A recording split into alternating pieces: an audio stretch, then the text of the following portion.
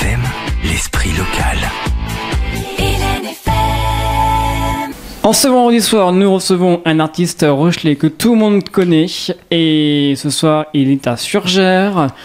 Vous le connaissez peut-être ou pas. Il s'appelle Jean-Marc Desbois. Bonsoir. Salut Stéphane, tout va bien? Écoute, ça va très bien. Moi, c'est un plaisir de revenir. Ça me rappelle des souvenirs. Ça fait un petit moment qu'on vous a pas vu. Il y avait un petit moment. Alors donc, Jean-Marc Desbois, tout au long de cette émission, pour personnes qui ne vous connaissent pas encore, on va retracer un petit peu votre carrière. Vous avez fait de nombreuses soirées. Alors, il faut savoir que Jean-Marc Desbois, c'était un pur Rochelais. Complètement. Ah oui, ça c'est sûr. Alors Jean-Marc Desbois, donc il faut savoir que en 1991, c'est déjà très loin tout ça. C'est loin tout ça. Hein. Vous avez fait une rencontre importante. C'est Madame Geneviève Desfontenay. Ah oui, on commence par Geneviève. Oui. Alors là, on y va. Écoute, Geneviève, ça a été alors tu vois, ça n'a rien à voir avec la musique. Moi, qui sortais de guitare classique, de musique, de chansons, etc. J'ai rencontré cette femme sur l'île de Léron. Il y avait eu un gala qui se faisait une fois. On m'a dit tiens, tu veux pas venir chanter? Il y a un gala. J'ai dit bon, pourquoi pas quoi. Et puis j'ai croisé cette femme que j'ai trouvée déjà à l'époque extraordinaire, maîtresse femme hein, quand même. Hein. Les premières rencontres sont toujours un petit peu houleuses. Elle sait ce qu'elle veut. Et puis quelques temps après, je recevais un coup de téléphone me disant voilà monsieur Desbois, on a besoin d'organiser un gala pour Geneviève, mais on ne sait pas comment faire, elle nous a renvoyé vers vous. Et puis tu vois, c'est parti comme ça, l'aventure est partie comme ça va faire maintenant 24 ans que ça dure. Au-delà des Miss, c'est vraiment une belle amitié moi que j'ai avec Geneviève Desfontenay, parce qu'on parle un petit peu, on parle un petit peu le même langage au niveau du spectacle, et puis aussi un petit peu de ce qui se passe dans la vie de tous les jours, au niveau de notre histoire, etc. Donc on a un petit peu les mêmes façons de penser. Et c'est vraiment un personnage extraordinaire. Alors, je crois qu'on peut donner son âge parce qu'elle s'en cache pas, hein, Stéphane. On lui a fêté ses 80 ans à Paris la fin août, et elle a une énergie incroyable. C'est une des rares personnes, je le fais même pas pour mes amis, tu vois, ou même les copains proches, quoi, mais qui me demandent de l'appeler à 23h30, qui m'appelle et à 6h du matin, elle me laisse un message le lendemain matin. Enfin, elle est infatigable, quoi. C'est clair. Elle n'arrête pas. Elle est critiquée, adulée, mais je crois comme tous ceux qui font des choses, quoi. Hein, peu importe, je crois que l'important c'est d'exister. Elle a prouvé vraiment qu'elle existait. C'est le pot de fer contre le pot de terre, hein, par rapport en Endemol et TF1. Enfin là, c'est une longue histoire, on va pas débattre de ça maintenant. Mais en attendant, elle est repartie, elle s'acharne, et là, elle m'a appelé le John, me dit Jean-Marc, faut que tu m'aides. Voilà, elle fait sa finale donc au Lido, donc faut lui mettre tout ça en forme techniquement, le gala, etc. Elle fait sa finale le 12 novembre au Lido avec BFM TV, etc. C'est quand même un personnage, hein. C'est clair. Et une énergie. Peut-être grâce à vous, aura-t-on la chance de la voir ici? Elle se prête vraiment au jeu des interviews. Alors, si elle est de passage, elle viendra avec plaisir, mais autrement, par téléphone, il n'y a aucun problème, Stéphane. D'accord, ah oui, aucun. Bien. Alors, on va revenir un petit peu quand même avec vous, Jean-Marc Desbois. En 1994, vous avez foulé la scène de l'Olympia. Ouais. Vous vous rappelez? Ça, c'était extraordinaire parce que c'était pour la ville de Paris. Alors, c'est pas en vedette, évidemment. C'était pour la ville de Paris. Tous les ans, la ville de Paris organise, donc pour tous les habitants, les seigneurs de leur quartier, ils prennent un artiste, plusieurs artistes. D'ailleurs, ils montent un plateau. Et ce plateau fait, au moment des fêtes, décembre-janvier, fait le tour de toutes les salles de Paris. Et quand on arrive dans le 8e arrondissement, la salle du 8e arrondissement, c'est l'Olympia. Donc j'ai eu la chance, j'ai fait 3 fois cette tournée, quoi, et j'ai eu la chance de chanter, mais dans l'ancienne Olympia. Alors ça va faire sourire beaucoup de gens, mais quand on va pisser dans des WC qui étaient vraiment pas très très beaux, parce que c'était vraiment vétuste quand même, mais où tout le monde est venu avant de Sinatra, Brassens, etc.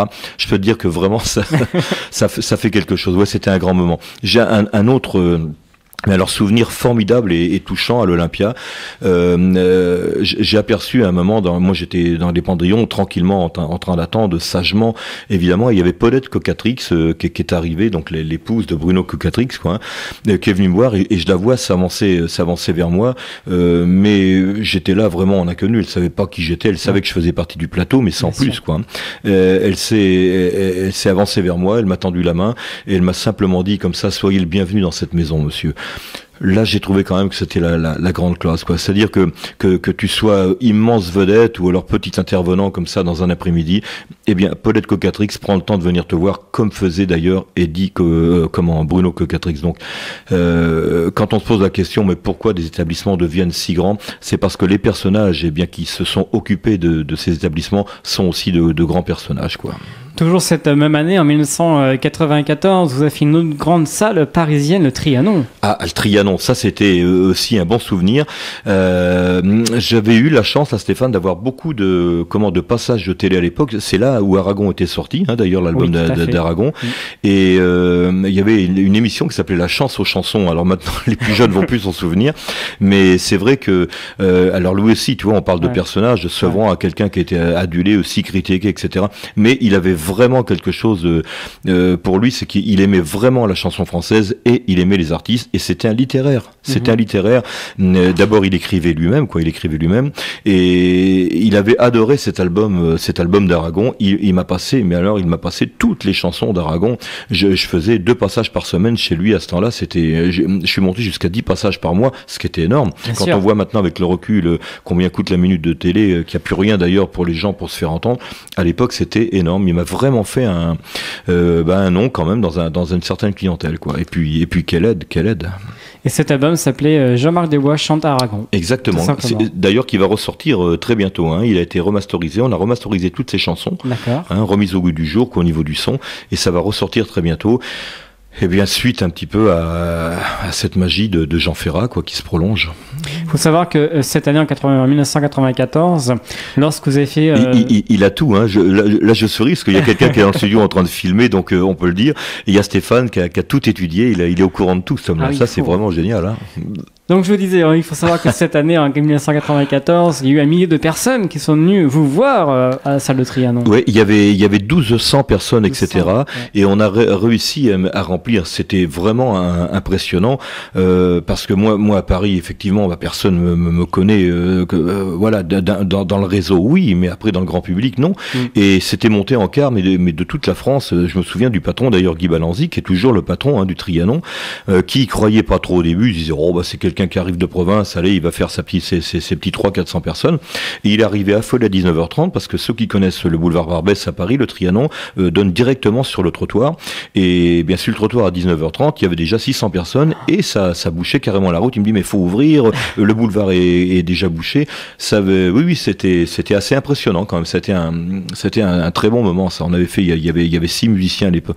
Ouais, c'était vraiment génial. Suite à ça, vous avez fait une autre grande salle parisienne, c'est le Bobino. Exactement. Je crois que c'était l'année d'après ou 2 ans après. 96. Et voilà, c'était Bobino et c'était Philippe Bouvard, le directeur de Bobino à l'époque, qui m'avait accepté. Philippe Bouvard avec Garachon, qui est quelqu'un maintenant qui a monté un gros cabaret du côté de Clermont-Ferrand. Mais c'est Bouvard le directeur à l'époque. Et en plus, cette année-là, vous avez participé aux Francopholies de La Rochelle. Et alors là aussi, un grand merci à Jean-Louis Foulquier. On avait alors les Francopholies de La Rochelle, pas la grande scène évidemment, parce que j'avais pas le nom nécessaire, mais Jean-Louis Foulquier m'avait fait passer à la petite salle, le Carré Amelot, tu sais, qui était à La Rochelle. Je sais pas si cette salle fait toujours partie des Francopholies, mais on avait présenté aussi Aragon, grâce à Jean-Louis Foulquier, à cette salle du Carré Amelot, donc pendant les Francopholies. En 97, vous avez présenté un spectacle qui s'appelle 100 ans d'Aragon au Café de la Danse. Le Café de la Danse, c'est une salle aussi qui se trouve du côté de la Bastille. D'accord. Salle vraiment adorable. Il y avait quoi ? Il y avait 600 personnes là. Hein. Et je me souviens que j'avais fait très peu de temps avant, j'avais fait des concerts et il y avait un petit jeune en première partie qui moi me faisait énormément rire. Je dis, lui, il risque d'aller loin. Bah tu parles qu'il est allé loin. Il s'appelait Nicolas Canteloup. Ah oui, carrément. Et il était venu me voir au Café de la Danse à l'époque, Nicolas. D'accord. Ouais. Il a été loin. Hein. En 97, donc. Ouais. Alors, quelques années plus tard, en 2001, vous avez préparé un nouvel album qui s'appelle En passant par La Rochelle. Ah, là, on parlait de l'histoire de La Rochelle. Tout à l'heure, on parlait de la passion pour La Rochelle. Il y a des chansons de marins, t'as vu maintenant, Stéphane, dans la région partout, puis tant mieux, c'est un grand bonheur. Hein. Alors, c'est pas moi. J'aime pas quand on dit, par exemple, ah oui, grâce à moi. Non, pas du tout. tout. On se trouve dans l'air du temps, on se trouve sur le chemin de quelqu'un, mais c'est pas grave. Voilà, j'ai peut-être donné cette étincelle, mais l'Office du tourisme de La Rochelle m'avait appelé en disant Jean-Marc, tu sais, on a beaucoup de soirées événementielles, de gens qui viennent passer un séjour, et on n'a pas de champ de marin, alors que nous sommes un port quand même réputé. Oui. Et alors, j'ai commencé à faire un petit peu des champs de marin comme ça. J'avais été voir Trian à l'Olympia. J'avais un copain qui était sonorisateur, Michel Nicolo, d'ailleurs, chez Trian, et je me demandais comment on pouvait adapter un petit peu ces chants de marins. Pour moi, ça avait une connotation un peu vieillotte, tu vois, un peu bretonneux. Je dis, oh là là. Et en voyant Trian, j'ai vu qu'on pouvait vraiment faire des choses extraordinaires avec toutes ces chansons de marins. Et c'est parti comme ça. Et puis après, dans la foulée, tout ça, ça a suivi dans la région, hein, parce qu'on a eu, alors dans un autre genre, les Bunuchards qui ont défendu le côté patoisant d'une façon formidable. Et puis il y a Vent Marine, il y a Résonance. Enfin, il y a toutes ces chorales qui se sont montées. Je sais pas si tu te souviens, en 2007, d'ailleurs, Drucker est venu à La Rochelle, donc il m'avait invité dans l'émission, et il m'avait demandé de monter un plateau avec des gens du coin, un plateau avec chant de marin, etc. Et il y avait une ou deux chorales. Alors je veux plus dire de bêtises, je me souviens plus des noms, mais comme elles ont fusionné, je préfère rien dire, mais il y avait eu un plateau de chant marin. Un très bon moment. Exactement, sur la région. Ouais. Carrément en direct de La Rochelle. Absolument. C'était un beau plateau. Ouais. Ouais. Donc, et en plus, par rapport à 2001, bien sûr, dans cet album, il y a bien sûr, ce sont les filles de La Rochelle. Ah bah, incontournable. Hein. Incontournable. 2000, oui. J'allais dire que c'est impressionnant parce que cette chanson, sont les filles de La Rochelle. Moi, je pensais au début qu'il y avait que les Rochelais qui pouvaient connaître ça dans le coin. Pas du tout. Hein. C'est connu dans tout l'Hexagone. C'est connu au Québec. Enfin, les filles de La Rochelle, c'est vraiment une chanson qui fait partie du patrimoine. En 2004, vous avez réalisé un vieux rêve. Vous avez accompagné avec un grand orchestre, avec des grandes formations de musical des années 1940-1950. Et en plus, dans le répertoire, c'était très swing, composé de chansons françaises et arrangé, bien sûr, par l'arrangeur à la chef d'orchestre, Michel Delage. Alors là, c'est vraiment sympa, Stéphane, de parler de Michel Delage, parce que c'est vraiment là aussi un musicien, mais alors quel talent cet homme-là. Alors c'est le directeur du conservatoire de Rochefort. Alors, que nous avons reçu il n'y a pas longtemps. C'est vrai, c'est vraiment un mec extraordinaire. Et il a une façon de faire swinger un big band, tu vois, enfin, un vrai big band, c'est 18 musiciens. Là, on était 10 et il faisait des arrangements, mais vraiment formidables. Alors, je sais plus comment que c'est parti, mais moi qui ai une passion pour le musical, la musique, le jazz, le swing, on s'était dit un jour, pourquoi pas faire ça. Puis on avait fait quelques concerts dans la région d'ailleurs avec ces chansons swing. On a un petit peu transformé ça maintenant avec quelqu'un qui s'appelle Rudy Benin aussi. On rend hommage un petit peu de Rochefort, où on rend hommage à Nougaro, pour qui j'avais une belle passion aussi. Et puis pourquoi pas l'adapter un jour en big band. C'est ce qu'on disait il y a pas très longtemps avec Michel Delage. Mais là, c'était moi qui adore les musiciens. Là, on était servi, quoi. Hein. C'est vraiment extraordinaire là aussi.